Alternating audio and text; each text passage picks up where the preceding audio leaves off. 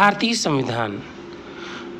Friends, ये भारतीय संविधान भारत का एक प्रमुख विधिक दस्तावेज है जो सरकार की रूपरेखा एवं सरकार का संचालन के प्रावधानों को उल्लेखित करती है। इनमें कुल 22 भाग हैं जो कि अलग अलग विषयों का उल्लेख करते हैं। इन भागों को अनुच्छेदों में बांटा गया है। अनुच्छेदों को परिअनुच्छेदों में बांटा गया है जिसकी निरंतरता शुरू से अंत तक बरकरार है। इसके अतिरिक्त संविधान की 12 अनुसूचियाँ हैं जो कि परिवर्तनशील विषयों को उल्लेखित करती हैं। आपकी जानकारी के लिए हम बता दें कि संविधान में कितने संशोधन हो चुके हैं। 116 या 117 संशोधन हो चुके हैं, लेकिन अभी तक उसमें कुल 22 ही भाग हैं।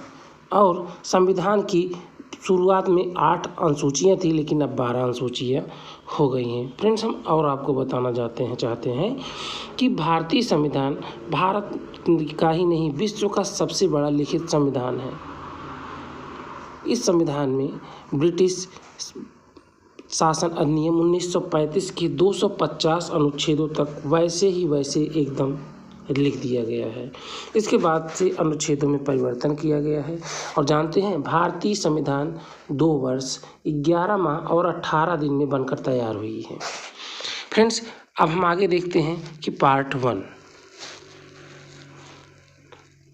संघ और उसका राज्य क्षेत्र।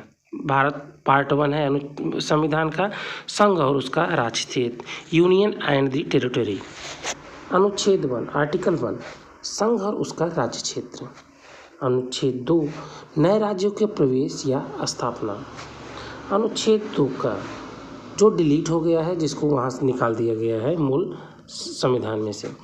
अनुच्छेद 2 नए राज्यों की प्रवेश और स्थापना। आप जानते हैं 1971 में जब सिक्किम का भारत में विलय किया गया था तो इसी अनुच्छेद को अपनाया गया था।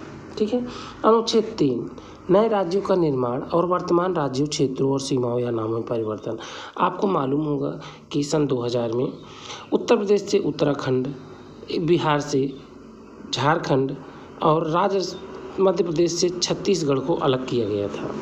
अनुच्छेद 4 पहली अनुसूची और चौथी अनुसूची के संशोधन तथा आनुषंगिक और पारिवारिक विषयों का उपबंध करने के लिए अनुच्छेद 2 और अनुच्छेद 3 के अधीन बनाई गई विधियाँ।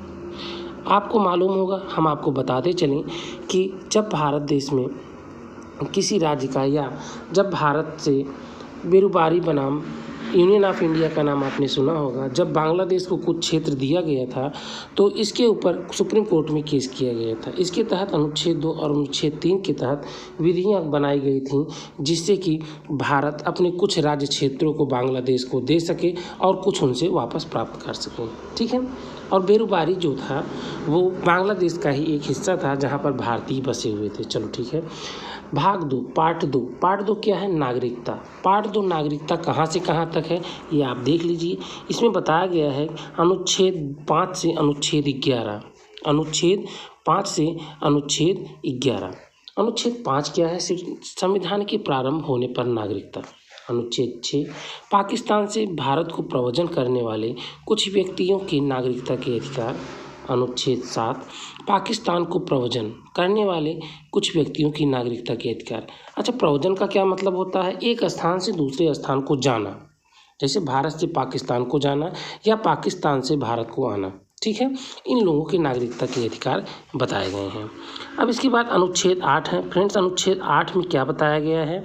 अनुच्छेद 8 में ये बताया है कि जब भारत आज़ाद हुआ था उस समय भारत के कुछ नागरिक विदेशों या ब्रिटिश में रह रहे थे, ब्रिटेन में रह रहे थे, कुछ पुर्तगाल में रह रहे थे, कुछ जर्मन में रह रहे थे, कुछ फ्रेंच में रह रहे थे, इसी प्रकार से कुछ लंदन में, कुछ पेरिस में, ऐसे रह रहे थे। तो उन लोगों को नागरिकता प्राप्त करने के लिए क्या क्या प्रावधान है ये अनुच्छेद 8 में दिया गया है, बाहर रहने वाले। ठीक है। अनुच्छेद 9 विदेशी राज्य की नागरिकता स्वेच्छा से अर्जित करने वाले व्यक्तियों की नागरिकता न होना। इसमें ये वर्णन किया गया है जो स्वेच्छा से उस समय विदेशों में रह रहे हैं और वहीं की नागरिकता को उन्होंने स्वीकार कर लिया है तो इससे वो भारत के नागरिक नहीं होंगे। अनुच्छेद 10 नागरिकता के अधिकारों का बना रहना। अच्छा, नागरिकता के अधिकार कब बने रहेंगे? कब राज्य द्वारा वो वो जो है नागरिकता के अधिकार छीन लिए जाएंगे, या किस प्रकार से नागरिकता का आवेदन कोई दूसरे देश के रहने वाले व्यक्ति दे सकते हैं, उसके लिए कुछ यह नियम या शर्तें अनुच्छेद 10 में दिया गया है। अनुच्छेद 11 संसद द्वारा नागरिकता के अधिकार का विधि द्वारा नियमन किया जाना। जैसे कि आपने देखा होगा एनआरसी लागू हुआ है ना, उसी प्रकार से समय समय पर अनेक विधियाँ संसद द्वारा बनाकर इस नागरिकता के अधिकार को इम्प्लीमेंट किया जाता है या व्यवहार में लाया जाता है। ठीक है, अगला है पार्ट 3। पार्ट 3 क्या है? मूल अधिकार। फ्रेंड्स, मूल अधिकार भारत की आत्मा कहा जाता है। चलो ठीक है, ये कहाँ तक है आप इसको अभी हम देखेंगे।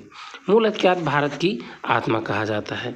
ठीक है, मूल अधिकार अनुच्छेद 12 में मूल अधिकार की परिभाषा दिया गया है कि मूल अधिकार कहते किसे हैं। ठीक है, अनुच्छेद 13 में मूल अधिकारों की असंगत या उनका अलवीकरण करने वाली विधियों को, अनुच्छेद 3 में मूल अधिकारों की असंगत, जो मूल अधिकारों के संगत ना हो, जो उनका समर्थन ना करते हो या उनको कम करते हो, अल्पीकरण का मतलब या उनको कम करते हो, इस प्रकार की विधि अगर केंद्र सरकार या संसद बनाती है तो वो क्या होगी?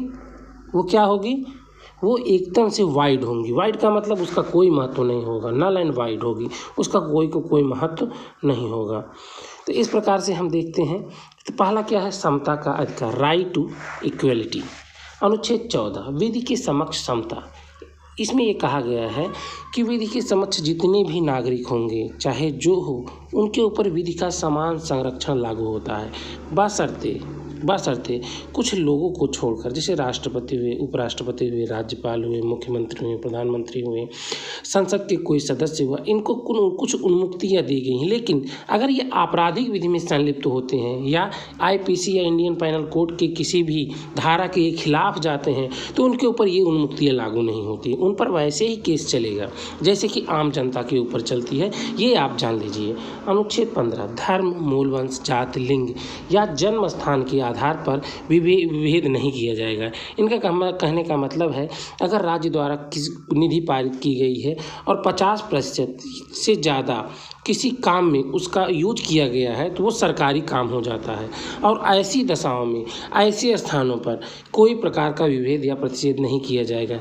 लेकिन इसमें कुछ, जैसे प्राइवेट, हमने कोई कुआं बना लिया, वो कुआं हमारा खुद का है, हम उस पर कह सकते हैं कि कोई इस पर जाए या कोई इस पर ना जाए, ये हमारी इच्छा होगी, इसमें राज्य कोई संदर्भ नहीं करेगा। जैसे हमने कोई बोलेरो या कोई स्कॉर्पियो गाड़ी ले ली, उसके अंदर अगर हम कह सकते हैं कि फला व्यक्ति नहीं जा सकता है, फला व्यक्ति नहीं जा सकता, ये हमारी इच्छा की बात है, क्योंकि उसमें 50% नीति केंद्र या राज्य सरकारों की नहीं लगी हुई है।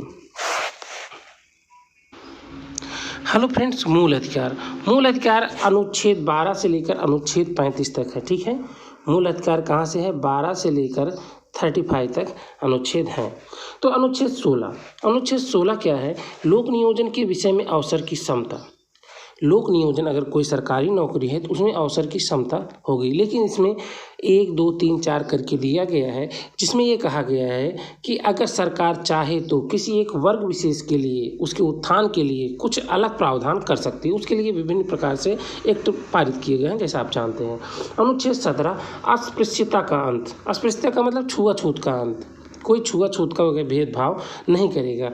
अगला है 18 उपाधियों का अंत। जैसे आप जानते हैं अस्पृश्यता का अंत, उपाधियों का, उस अस्पृश्यता के अंत के लिए 1988 में SC/ST एक्ट उत्तर प्रदेश में लागू हुआ था। तो उसी को आधार मानकर कुछ संविधान में संशोधन हुए थे, उसी को आधार मानकर इस समय बहुत ही जघन्य या बहुत ही कठोर कानून भारत में लागू है।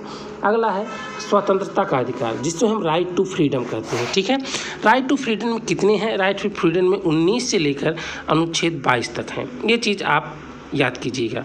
ठीक है, राइट टू फ्रीडम में अनुच्छेद 19 से अनुच्छेद 22 तक है। चलो ठीक है, इसमें है अनुच्छेद 19 वाक स्वतंत्र आदि विषयक संबंधी कुछ अधिकार। वाक स्वतंत्र मतलब बोलने की स्वतंत्रता।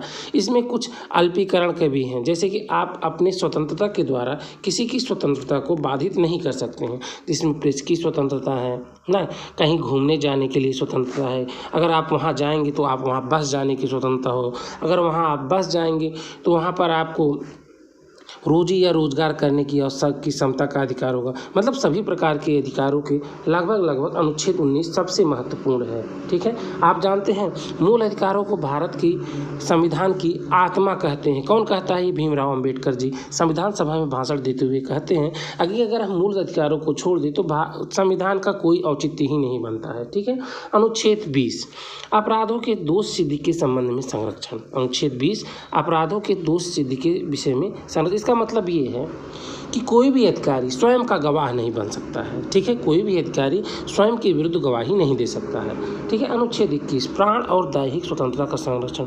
फ्रेंड्स, ये इतना बड़ा है, ये अपने आप में एक छोटा सा संविधान है। अनुच्छेद 21 प्राण और दैहिक स्वतंत्रता का संरक्षण। करीब इसमें 33 से 35 पॉइंट हैं जो कि हम आपको डिटेल में बहुत अच्छी तरीके से बताएंगे। हमारे वीडियो में बने रहिए।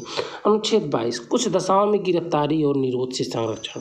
कुछ ऐसी दशाएं होती हैं जिसमें गिरफ्तारी और निरोध से संरक्षण होता है। ठीक है, हम आपको ये बता दें फ्रेंड्स, हमारे चैनल को सब्सक्राइब कीजिए, शेयर कीजिए, कमेंट कीजिए। हम और भी अच्छे वीडियो आपके लिए लाएंगे और ऐसे ही आपका ज्ञानवर्धन करते रहेंगे। अनुच्छेद अब आपको बताते हैं शोषण के विरुद्ध अधिकार। अनुच्छेद 23 और अनुच्छेद 24। ठीक है, अनुच्छेद 23 और अनुच्छेद 24 शोषण के विरुद्ध अधिकार, राइट अगेंस्ट एक्सप्लॉइटेशन। ठीक है, अनुच्छेद 23 मानव की दुर्व्यापार और बलात्श्रम का प्रतिषेध। अनुच्छेद 24 कारखानों आदि में बालकों के नियोजन का प्रतिषेध। आप जानते हैं इसी के तहत कारखाना अधिनियम या फैक्ट्री अधिनियम को संशोधित किया गया था और इस फैक्ट्री अधिनियम के तहत 14 वर्ष से कम के बालकों को किसी भी तरीके से किसी भी कारखाने में नियोजन के लिए प्रतिषेध किया गया था। ठीक है, अगला है धर्म की स्वतंत्रता का अधिकार, right to freedom of religion. ये है अनुच्छेद 25, अनुच्छेद 26, अनुच्छेद 27 और अनुच्छेद 28। ठीक है, अनुच्छेद 25 क्या है कि अंतःकरण और धर्म के अबाध रूप से मानने, आचरण और प्रचार करने की स्वतंत्रता। अनुच्छेद 26 धार्मिक कार्यों के प्रबंध की स्वतंत्रता। अनुच्छेद 27 किसी विशिष्ट धर्म की अभिवृद्धि के लिए करों के संदाय के बारे में स्वतंत्रता। अनुच्छेद 28 कुछ शिक्षा संस्थाओं में धार्मिक शिक्षा या धार्मिक उपासना में उपस्थित होने के बारे में स्वतंत्रता। ठीक है, ये क्या है? पार्ट 4 है मूल अधिकारों का। ठीक है, अगला है संस्कृत और शिक्षा संबंधी अधिकार। संस्कृति और शिक्षा संबंधी अधिकार, कल्चरल एंड एजुकेशनल राइट्स। अनुच्छेद 29 है अल्पसंख्यक वर्गों के हितों का संरक्षण, ओबीसी, एससी या जो भी होते हैं अल्पसंख्यक वर्ग। अल्पसंख्यक वर्गों की एक परिभाषा दी गई है कि अगर इतने प्रतिशत से कम रहेंगे तो वो अल्पसंख्यक वर्ग में श्रेणी में आएंगे। अनुच्छेद 30 है शिक्षा संस्थाओं की स्थापना और प्रशासन करने का अल्पसंख्यक वर्गों का अधिकार। जैसे भीमराव अंबेडकर यूनिवर्सिटी लखनऊ में बनाया गया है ना अल्पसंख्यक एसटियों के लिए, जैसे कि कोई महिला विश्वविद्यालय बना दिया गया हो, या इस प्रकार से कोई भी आप शिक्षा संबंधी आप कोई भी संस्था को स्थापना कर सकते हैं। अनुच्छेद 31 को निश्चित कर दिया गया, ये डिलीट कर दिया गया है, ये डिलीट कर दिया गया है। ठीक है, कि अब कुछ विधियों की व्यावृत्ति, सेविंग ऑफ सर्टेन लॉस। कुछ ऐसे कानून हैं जिनको कि वो एक प्रकार से निर्धारित प्रारूप में सेव कर लिए गए हैं, उसको संसद को या किसी को कोई अधिकार नहीं होता है। जैसे अनुच्छेद 31 का संपदाओं आदि के अर्जन के लिए उपबंध करने वाली विधियों की व्यावृत्ति। अनुच्छेद 31 का कुछ अधिनियमों और विनियमों का विधिमानीकरण। ये का और खा का मतलब आप समझ रहे हैं, ये का खा गा जितना भी आपको लिख दिया गया है, इसका मतलब ये है कि ये बाद में मूल संविधान में ये शामिल नहीं थे, मूल संविधान के बाद इसको जोड़े गए हैं। ठीक है, अनुच्छेद 31 ग कुछ निदेशक तत्वों को प्रभावित करने वाली विधियों की व्यावृत्ति। अनुच्छेद 31 ग इसको डिलीट कर दिया गया है। ठीक है,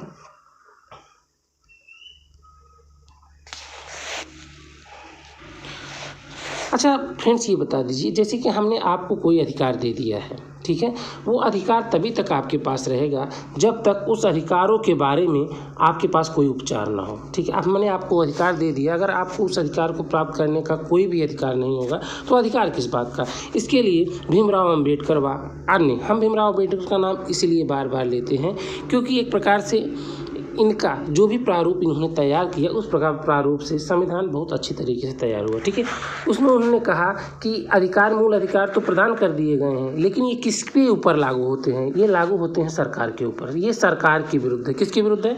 सरकार के विरुद्ध है। ठीक है, तो उन्होंने कहा कि अगर ये सरकार के विरुद्ध है, सरकार के ऊपर कोई जाएगा तो उसका संरक्षण कौन करेगा? उसके लिए उन्होंने कहा कि हम सुप्रीम कोर्ट को राइट देते हैं, ये किसी भी विधि को किसी भी तरीके से ये उसका एक्सप्लेनेशन कर सकती हैं, उसको निरसित कर सकती हैं, उसके ऊपर उपचार कर सकती हैं, या उसको जो है कि रिव्यू कर सकती है। ठीक है, अनुच्छेद 32 इस भाग द्वारा प्रदत्त अधिकारों को प्रवर्तित कराने के लिए उपचार। अनुच्छेद 32 का डिलीट कर दिया गया। अनुच्छेद 33 इस भाग द्वारा प्रदत्त अधिकारों को बलों आदि को लागू होने की रूपांतरण करने की संसद की शक्ति होगी।